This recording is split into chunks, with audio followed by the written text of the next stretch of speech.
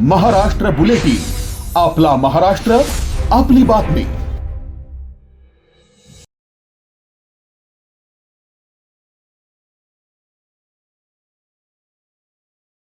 स्थानिक नागरिकांकडून वाहतुकीस अडथळे निर्माण होत असल्याच्या तक्रारी आल्यानंतर संबंधित अधिकाऱ्यांसह प्रत्यक्ष पाहणी करून अतिक्रमण हटवण्यात आले। गेल्या काही दिवसांपासून आकाशवाणी टॉवर परिसरात रस्ते आणि पदपथांवर वाढलेल्या अतिक्रमणांमुळे वाहन चालक तसेच नागरिकांना मोठ्या अडचणींचा सामना करावा लागतोय।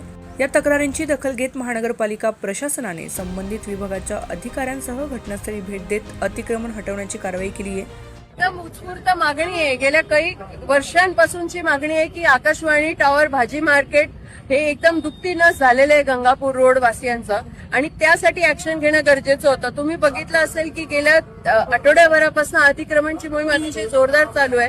हा माझा प्रभाग आहे आणि इथे जर अशा चुकीच्या पद्धतीने वर्षानुवर्ष चालत असेल तर त्याच्यावरती घाला घालणं गरजेचं होतं। आणि इथे तुम्ही कोणत्याही नागरिकांना विचारा की किती वर्ष झालेले आहेत या गोष्टींना।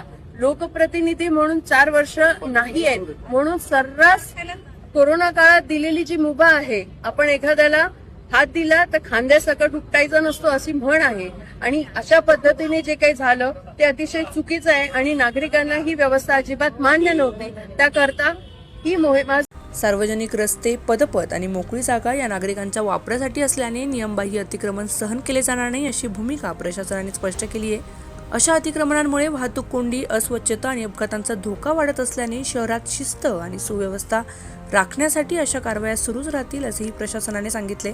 तसेच शहर स्वच्छ आणि अतिक्रमण मुक्त ठेवण्यासाठी नागरिकांनी नियमांचे पालन करून महानगरपालिकेला सहकार्य करावे असे आवाहन यावेळी करण्यात आले।